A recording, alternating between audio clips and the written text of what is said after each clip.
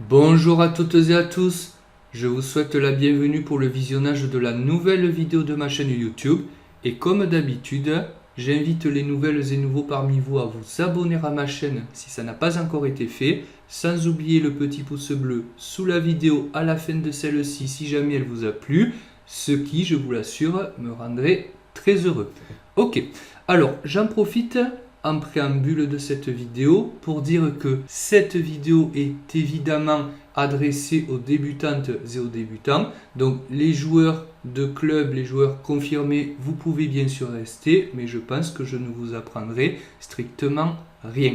Ok, donc maintenant que ça a été dit, venons-en au thème de cette vidéo. Nous allons ici parler d'une nouvelle ouverture, dont nous n'avons pas encore traité jusqu'ici, qui est la défense française. Chouette, nous vivons dans l'Hexagone. La défense française, qu'est-ce que c'est? Alors, vous noterez déjà que dans défense française, il y a défense, et si vous vous souvenez bien, je vous avais expliqué qu'une défense, c'est une ouverture qu'on joue côté noir, parce que c'est les noirs qui jouent le coup constitutif de l'ouverture, tandis qu'une partie ou ouverture, eh bien, c'est le nom qu'on donne aux ouvertures qu'on joue du côté blanc, puisque ce sont les blancs qui jouent le coup constitutif de l'ouverture.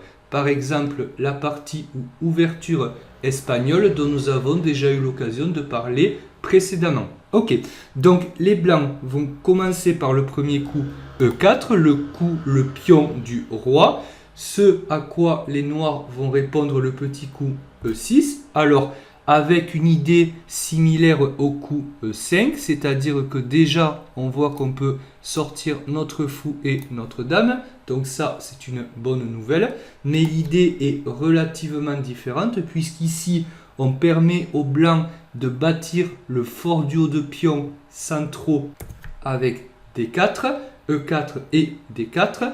Et maintenant, les noirs vont contre-attaquer en jouant le coup D7, D5. Donc ça, c'était la petite idée du coup E6, c'est de pouvoir soutenir un ultérieur D5. Le pion est sur la case blanche centrale D5, d'où il attaque d'ailleurs le pion central blanc en E4.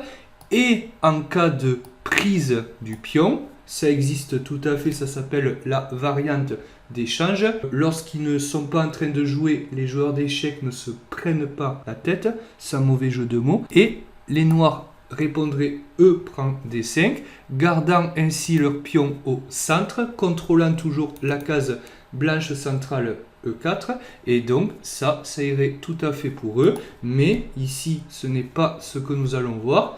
Ici, nous allons voir un autre coup qui s'appelle la variante d'avance. Alors, vraiment, quand ils ne sont pas en train de jouer, je vous assure, les joueurs d'échecs, ils ne se prennent pas la tête. Je vous laisse deviner pourquoi on appelle ce coup la variante d'avance. Je parie que vous ne trouverez jamais. Je plaisante. Donc, ils jouent le coup E5, gagnant de l'espace, annexant de l'espace en installant directement un de leurs pions dans le camp adverse, de telle manière que déjà on va empêcher le cavalier de sortir sur sa case naturelle en F6 et il devra plutôt souvent transiter par la case H6 ou la case E7, d'où il viendra soit sur G6 soit sur F5, souvent sur F5 pour ensuite attaquer le pion en D4, d'accord? Donc ça, c'est ce qu'on appelle la variante d'avance, mais le petit problème de cette variante d'avance, eh bien, c'est qu'on n'a pas joué un coup pour l'initiative pour attaquer directement et les noirs vont s'en charger immédiatement en jouant C5. Ils vont jouer leur rupture thématique. Une rupture, qu'est-ce que c'est? C'est le fait, avec un pion, d'attaquer généralement au centre, d'attaquer un pion du centre, ici avec un pion de l'aile, de telle manière qu'on va pouvoir libérer nos pièces facilement et on va pouvoir essayer de taper sur le centre des blancs, puisque, vous le savez, la lutte pour le centre aux échecs est prépondérante.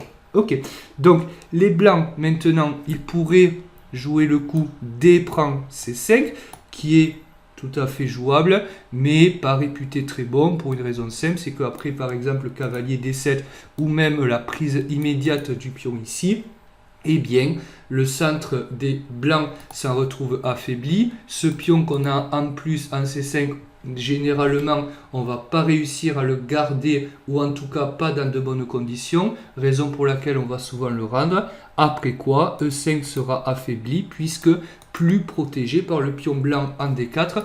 Donc ça, généralement, ça peut se jouer, mais on préfère éviter. Et évidemment, le grand coup joué dans cette position, c'est C3. On vient consolider notre centre et vous le voyez avec les blancs, bien qu'on ait l'avantage du trait, c'est-à-dire qu'on ait commencé, puisque ce sont les blancs qui commencent toujours aux échecs, donc ils ont un coup d'avance, eh bien on a bâti une structure qui nous donne un avantage d'espace. On joue sur 5 rangées, tandis que les noirs jouent que sur 4 rangées, d'accord ?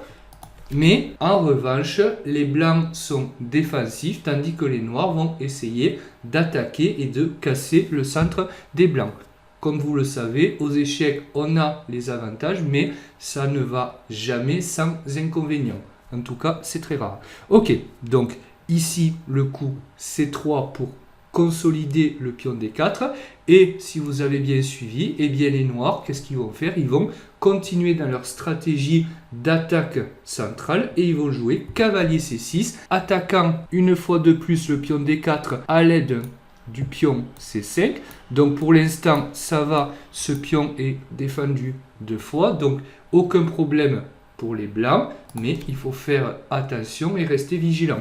Raison d'ailleurs pour laquelle les blancs vont continuer leur développement de la façon la plus classique et naturelle qui soit. Ils vont jouer cavalier F3, cavalier F3 qui vient développer une pièce sur sa case naturelle et garde un œil sur les cases noires centrales E5 et D4. Donc après cavalier F3, eh bien les noirs vont à nouveau appuyer sur le centre, c'est leur stratégie, d'accord? Donc ils vont jouer le coup dame B6, attaquer une fois de plus le centre des blancs, avec cette fois un pion et 2 pièces.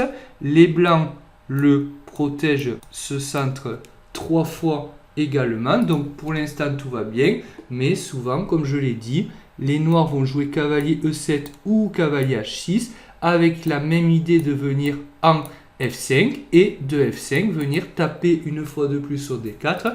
Et souvent, ce cavalier noir qui sera en F5, on va pouvoir se permettre de jouer G4 pour le chasser. Et ça, jouer G4, ce ne serait pas très grave puisque vous le voyez, la position est très fermé au centre, tous les pions centraux sont encore là et donc il va être difficile d'atteindre le roi, que ce soit au centre ou même à l'aile, puisqu'il faudrait tout ouvrir et les blancs réussiraient soit à pousser leurs pions, soit à consolider. Donc on pourrait se permettre des coups comme G4 qui chasseraient un cavalier noir en F5.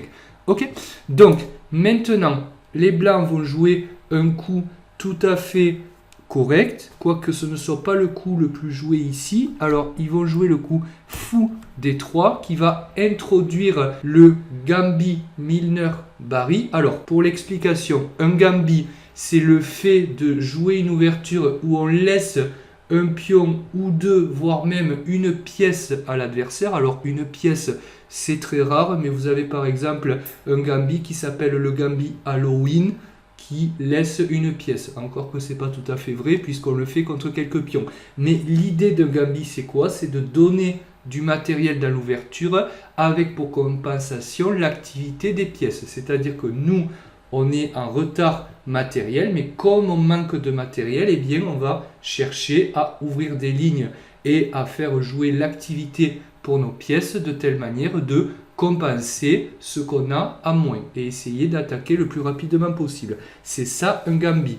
D'accord? Alors, pour la petite digression là encore, c'est le coup A3 qui est de loin le plus joué dans cette variante avec l'idée A3. L'idée c'est de faire B4 avec les blancs. Donc par exemple, C prend D4, C prend D4, cavalier E7 ou H6. On ne va pas prendre le cavalier ici pour des raisons que je vous expliquerai une autre fois. Mais on va jouer B4 ici avec les blancs. Et quand les noirs jouent cavalier F5 avec l'idée d'attaquer une fois de plus le pion D4, ouf, on est juste à temps pour pouvoir jouer fou B2 et venir contrôler D4. Après quoi, on va bien souvent jouer G4 pour attaquer le cavalier et le faire reculer. D'accord? Donc, je ne vais pas rentrer dans les détails, c'était pour vous expliquer un peu comment ça se joue. Mais ici, on en est au coup fou D3 qui caractérise le gambit Milner-Barry. Donc, Milner-Barry, pourquoi? Eh bien, c'est le nom de Stuart Milner-Barry, alors qui était, on va dire, un haut fonctionnaire britannique du début du XXe siècle, un bon joueur d'échecs de surcroît, et qui a donné son nom à cette variante qu'il aimait bien et qu'il a popularisé. Donc, l'idée du gambit Milner-Barry, ça va être de laisser un pion, mais c'est là où on en arrive au piège de l'ouverture, c'est que le pion, eh bien, on ne va pas le croquer tout de suite pour les noirs, parce que si le cavalier C6 prend le pion en D4, est-ce que vous voyez la suite pour les blancs? Donc je vais vous laisser mettre la vidéo sur pause et chercher ce qu'il faut jouer. Et évidemment, je pense que vous avez trouvé, j'espère que vous avez trouvé, ce n'était pas très dur. Il fallait voir absolument que ici, la prise du pion n'est pas possible puisqu'on gagnerait le cavalier. Donc un cavalier, rappel pour les débutants, c'est une pièce mineure ou légère qui vaut 3 points. Le pion vaut 1 point. Donc ici, on aurait gagné un cavalier pour un pion. Donc on aurait gagné l'équivalent de 2 pions avec les blancs, donc une très bonne chose pour eux. Et si les noirs s'entêtent en se disant mais en fait je gagne le cavalier, tout va bien, que nenni, puisqu'ici il y aurait fou B5 échec, superbe, le fou vient faire échec et il y a une découverte, une attaque à la découverte sur la dame noire non protégée, raison pour laquelle cette ouverture ne va pas du tout, puisqu'ici on perdrait tout simplement la dame pour les noirs et vous le voyez, on n'a pas le temps d'échanger les dames ou de faire échec. Pourquoi? Eh bien parce qu'il y a échec ici, donc par exemple on jouerait fou D7 en se disant quitte à perdre la dame, bon évidemment ce serait perdant, mais au niveau débutant on peut imaginer que ça joue encore. Les noirs se diraient bon ben, je vais prendre le fou, j'ai pas tout perdu, mais évidemment d'abord on prendrait le fou sur échec, on échangerait les pièces et seulement maintenant on prendrait la dame. Donc les blancs auraient en fait gagné une dame pour un pion. Évidemment, l'avantage est écrasant, sans oublier que le roi noir est maintenant déroqué et que les blancs peuvent mettre leur roi à l'abri en roquant. Donc ça n'irait évidemment pas du tout pour les noirs qui devraient rendre les armes. Ok, donc cette vidéo est maintenant terminée. J'espère qu'elle vous a plu.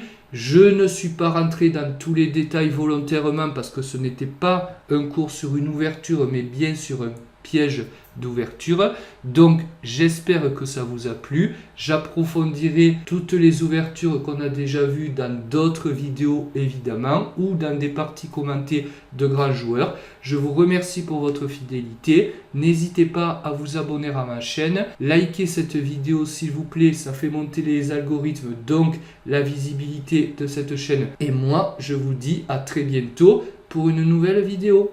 Bye bye.